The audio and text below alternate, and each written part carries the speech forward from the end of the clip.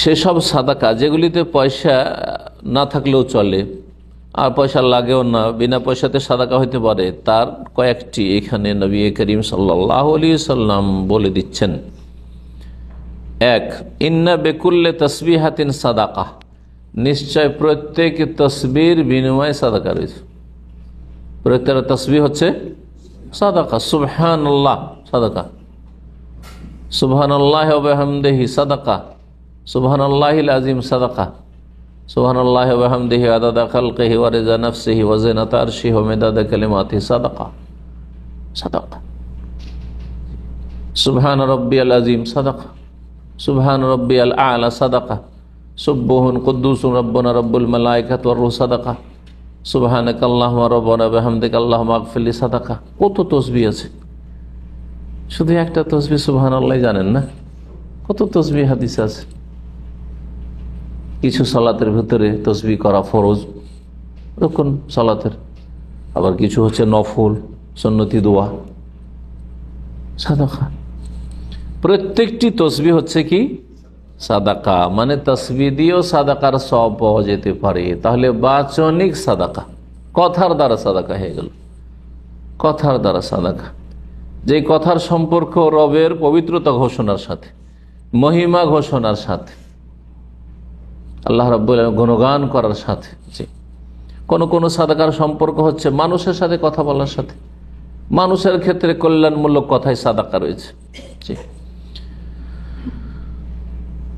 কুল্লু তাকবীরাতিন সাদাকা, আর প্রত্যেক তাকবীর হচ্ছে সাদাকা। আল্লাহু আকবার সাদাকা। তাকবীর কখনো ফরজ রুকুন, যেমন সালাতের ভিতরে তাকবীর ফরজ, আজানের তাকবীর ফরজে কিফায়া, ইকামতের তাকবীর, হ্যাঁ, তারপরে আরো তাকবীর রয়েছে, হজের তাকবীর, তাওয়াফের তাকবীর আছে না, জবাইয়ের তাকবীর, বিসমিল্লাহ আল্লাহু আকবার, কত জায়গায় তাকবীর রয়েছে। তাকবীর হচ্ছে সাদাকা। যতগুলি ভাষা দিয়ে হাদিসে তাকবীর রয়েছে সবগুলি সাদাকা। আল্লাহ রাব্বুল বড় তো তাকবীর কবিরুন থেকে আল্লাহর কিবরিয়া বর্ণনা করা, আল্লাহর বড়ত্ব ঘোষণা করা। আল্লাহু আকবার শুধু মুখে নয়, মন্ত্রে নয়, আল্লাহ যে সবচেয়ে বড়, এটা আপনার জীবনে প্রতিফলিত হইতে হবে যে সত্যি আল্লাহ রাব্বুল আলামিন সবচেয়ে বড়। সুতরাং আল্লাহ রাব্বুল আলামিনের কাছে আসা সবচেয়ে বড় আশা। মানুষের কাছে আশা করি না, সবচেয়ে বড় আশা করি আল্লাহর কাছে। হ্যাঁ, আল্লাহ রাব্বুল আলামিনের ভয় সবচেয়ে বড় ভয়। আল্লাহ রাব্বুল আলামিনের আদেশ হুকুম হচ্ছে সবচেয়ে বড় হুকুম। আল্লাহ রাব্বুল আলামিনের নিষেধ হচ্ছে সবচেয়ে বড় নিষেধাজ্ঞা। আল্লাহ রাব্বুল আলামিনের মর্যাদা হচ্ছে সবচেয়ে বড় মর্যাদা। আল্লাহ রাব্বুল আলামিনের কালাম হচ্ছে সবচেয়ে বড় কালাম, কালামুল্লাহ, কোরআন, হাদিস, ওহী। সুতরাং মানুষের কথা আর আল্লাহ রাব্বুল আলামিনের সন্তুষ্টি হচ্ছে সবচেয়ে বড় সন্তুষ্টি। মানুষকে রাজি করার জন্য আল্লাহকে নারাজ করে দিচ্ছেন। আর মানুষ তো মানুষ, যে আপনার অধীনে না খাওয়াইলে একদিন চলতে পারবে না স্ত্রী, তার কথায় দাড়ি মুন্ডন করছেন। হ্যাঁ, কত নিচে নেমে গেছেন মুসলিম। জি, কত নিচে নেমে গেছেন মুসলিম। ও আপনার কোন রাষ্ট্রনায়কও না যে আপনাকে ফাঁসিতে ঝুলিয়ে দিবে। হ্যাঁ, আর আপনার কফিলও না যে আপনি এক্সিট লাগিয়ে আপনার চাকরি খেয়ে নেবে। হ্যাঁ, আর আপনার প্রশাসনও না, থানা পুলিশও না যে আপনাকে অ্যারেস্ট করে উঠিয়ে নিয়ে যাবে। আস্তাগফিরুল্লাহ বলে কি করবো, আমার স্ত্রী রাজি হয় না, লজ্জা লাগে না মুসলিম কথা বলতে? আউযু বিল্লাহি মিনাশ শাইতানির রাজিম।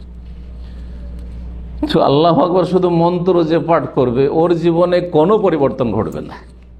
আর যে সত্যিকার অর্থে আল্লাহু আকবার বলবে, আল্লাহ সবচেয়ে বড়, সুতরাং আল্লাহ রাব্বুল আলামিনের সাথে সম্পর্কিত সবকিছু সবচেয়ে বড়। আল্লাহকে রাজি করা আমার লাইফে সবচেয়ে বড় কাজ। আল্লাহ নারাজ হয়ে যাবেন এই চিন্তা আমার সবচেয়ে বড় চিন্তা। জি, সুবহানাল্লাহ।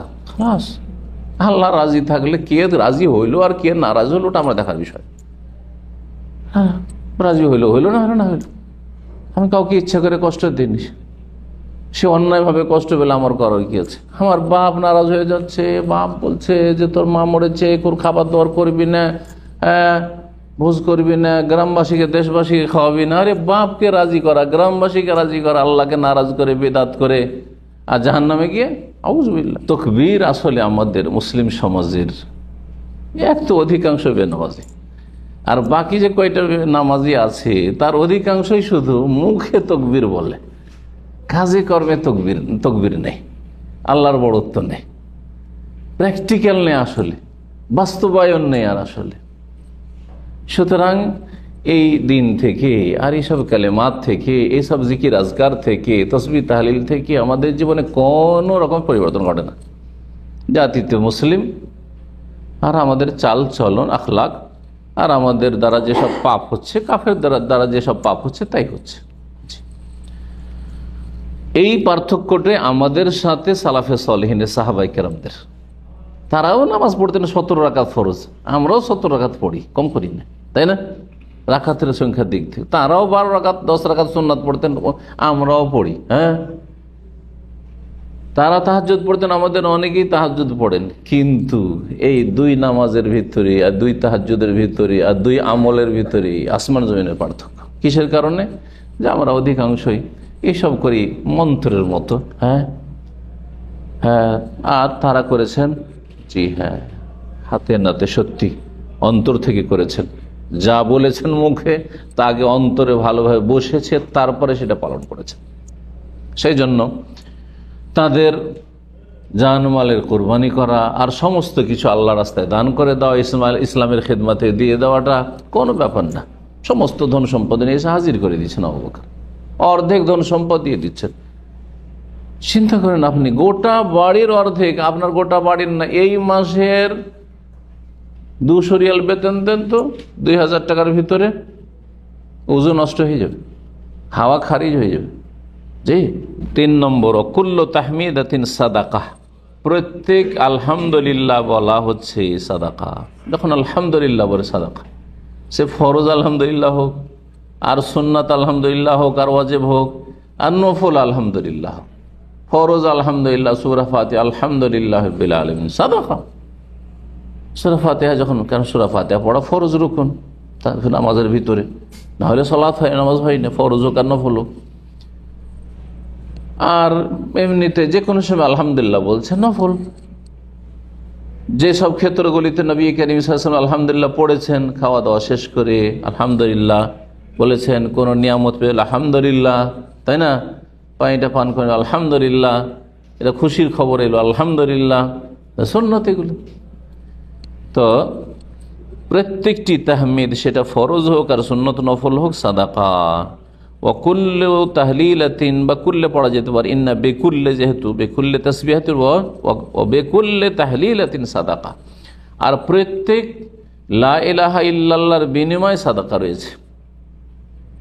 তাহলিল বলা হয় লা ইলাহা ইল্লাল্লাহ বলাকে, হাল্লালা ইউহাল্লিলু, তাহলিল মানে হচ্ছে লা ইলাহা ইল্লাল্লাহ বলা। আল্লাহ ছাড়া কোনো সত্য উপাস্য নেই, লা ইলাহা ইল্লাল্লাহ, এটি হচ্ছে সাদাকা। জি। আর লা ইলাহা ইল্লাল্লাহ বলতে হবে, এতে এই নয় যে আপনি জিকির করবেন বলে লা ইলাহা ইল্লাল্লাহ মুহাম্মাদুর রাসূলুল্লাহ, এটা বেদাতীদের জিকির, ইসলামী জিকির না এটা। ঠিক তেমনি লা ইলাহা ইল্লাল্লাহতে কমিয়ে দেওয়া, প্রথমটি এজন্য চলবে না যে জিকির কার, আল্লাহ না রাসূলুল্লাহর? আল্লাহর জিকির, শুধু আল্লাহর জিকির হচ্ছে লা ইলাহা ইল্লাল্লাহ, আর মুহাম্মাদুর রাসূলুল্লাহ পড়ছেন মানে তাহলে রাসূলুল্লাহ শুধু জিকির করছেন। কোরআন বলছে উযকুরুল্লাহ ফাযকুরুনি, আমার জিকির করো, রাসূলের জিকির নয়। রাসূলুল্লাহ সাল্লাল্লাহু আলাইহি ওয়াসাল্লাম অনুসরণ করো, রাসূলুল্লাহ সাল্লাল্লাহু আলাইহি ওয়াসাল্লামের ইতাআত আনুগত্য করো, রাসূলুল্লাহ সাল্লাল্লাহু আলাইহি ওয়াসাল্লামের আদেশ নিষেধ মেনে চলো, আমা আতাকুম রাসূল ফাখুযু, কিন্তু রাসূলের জিকির নাই। ইয়া রাসূলুল্লাহ, ইয়া রাসূল, ইয়া রাসূলুল্লাহ করবে না, মুহাম্মদ রাসূল, মুহাম্মদ রাসূল, মুহাম্মদ রাসূলুল্লাহ করবে না, চলবে না, বিদআত এগুলো। ঠিক তেমনি লা ইলাহা ইল্লাল্লাহতে মাইনাস করা ইল্লাল্লাহর জিকির, বেদাতের জিকির। আরো মাইনাস করা আল্লাহ, শুধু আল্লাহর নামের জিকির করা, ইয়া আল্লাহ, ইয়া রহমান, ইয়া রহিম, বেদাতি জিকির এগুলো। আর মাইনাস করতে করতে বলছে যে একেবারে ফানাফিল্লাহ, হু হু করলেই চলে, শুধু আল্লাহ লাগবে না, শেষে হুটা, লাহু, লামও লাগবে না, শুধু হু, হোয়া। হোয়াকে যদি ওয়াকফ করেন তো কি হবে? হু।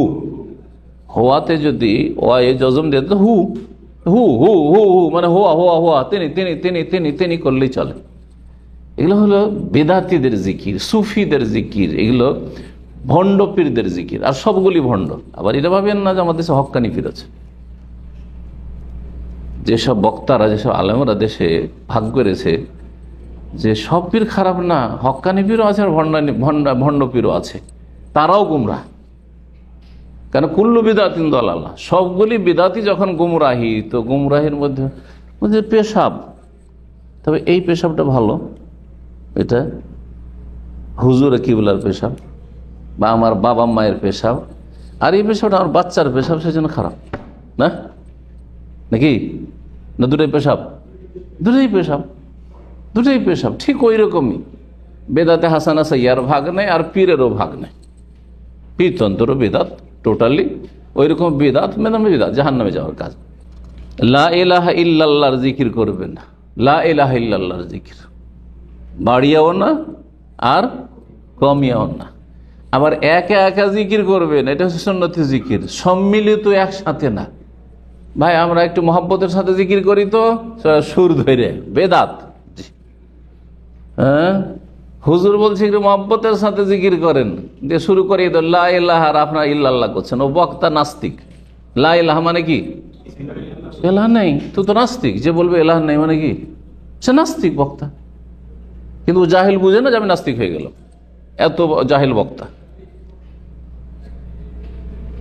কারণ গতানুগতিক ইসলাম পালন করছে, পড়ে শুনে ইসলাম পালন করে না, বুঝে সুঝে ইসলাম পালন করে না। দেশে দেখেছে, তার ওস্তাদকে দেখেছে ওই রকম করে জিকির করাইতে, লা ইলাহা, তারপর পানি খাচ্ছে, চা খাচ্ছে, আর আপনারা ইল্লাল্লাহ পুরা করছেন। কথা বলছেন? দেখা দেখি জিকির, দেখা দেখি করতে গিয়ে ওর হুজুর কে বলে, ওর ওস্তাদও ছিল নাস্তিক জিকিরকারী, আর ইও নাস্তিক জিকিরকারী। অন্তর থেকে নাস্তিক হোক আর না হোক, তার কথাতে সে নাস্তিক। কারণ আমরা ভালো করে বুঝতে পারছি, সৌদি আরবে এসে লা মানে না, আর এলা মানে মাবুদ। তো মাবুদ নেই, উপাস্য নেই, তাই না? যে উপাস্য নাই বলবে সে কি মুসলিম? নাস্তিক সে। এটা কার্ল মার্কসের কালেমা ছিল।